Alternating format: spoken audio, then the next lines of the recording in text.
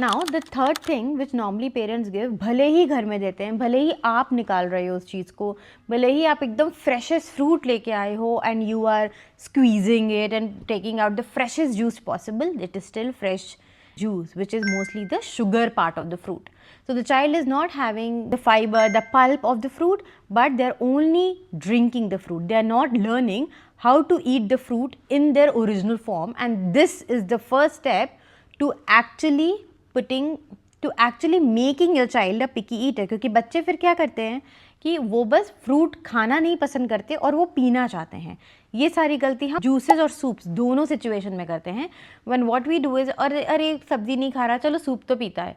But that is not what the true form of the item is, right? You can't keep giving soups, and that also it is diluted. So the nutrition also is not the one which normally goes when you cook a vegetable or when you eat a salad.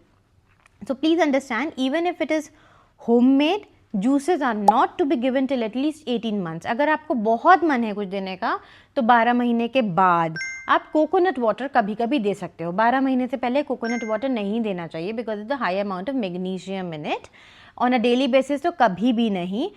अगर कभी कभी बच्चे का 12 महीने के बाद आप lemonade भी कभी कभी दे सकते हो, उसमें थोड़ा सा गुड़ डाल के.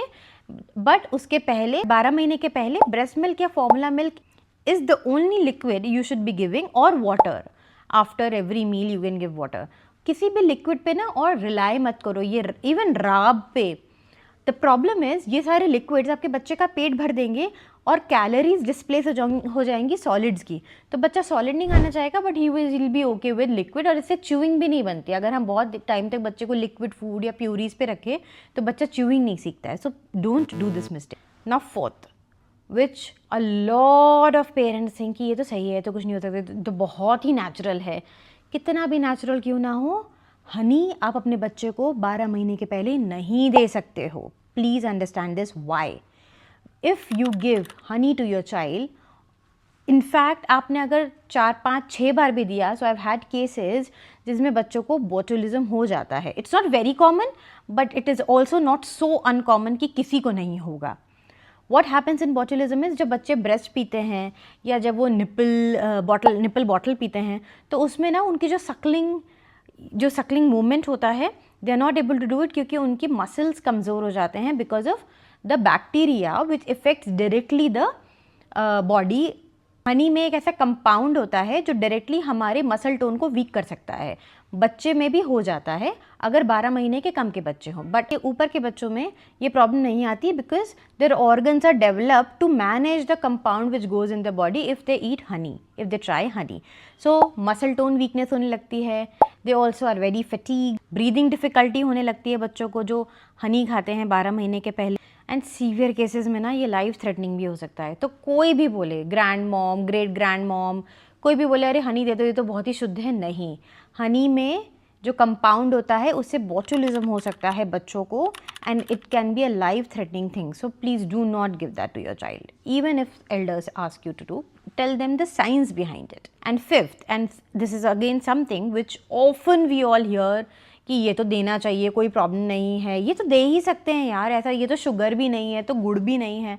डेट्स, हमें क्या लगता है खजूर, अरे ये तो कुछ भी नहीं है ना, ये तो नेचुरल है, इसको तो दे सकते हैं खजूर को, चलो पॉरेज में खजूर मिला दिया. बच्चा दूध नहीं पी रहा, दूध में खजूर मिला दिया. All of this also start to make your child a, the palate becomes very sweet, be, khajoor is still sugar, right. It gives the child the glucose spike and it also brings the child down and it completely changes how the child accepts a food. So आप देखोगे आपका बच्चा easily खजूर वाले पॉरेजेस खा लेगा कि amaranth में कभी अमरंथ पॉरेज में खजूर मिलाया, ओट्स पॉरेज में खजूर मिलाया, दलिया में मिलाया, लेकिन जैसे ही आप उसको वेजिटेबल दलिया दोगे या नॉर्मल खिचड़ी दोगे वो नहीं खाना चाहे. सो कभी कभी रेयरली तभी भी चलता है, बट अगर if you make it a everyday habit it is going to bite you back. And all of this does not happen by itself.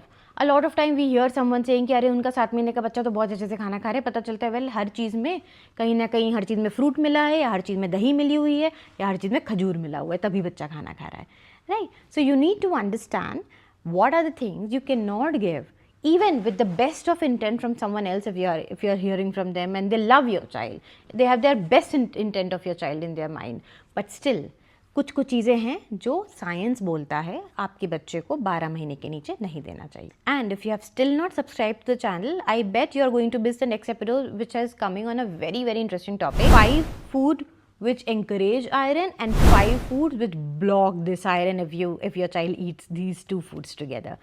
So if you want to know about that, if you want to watch that video and get this incredible information, subscribe to the channel now, and I'll see you in the next episode.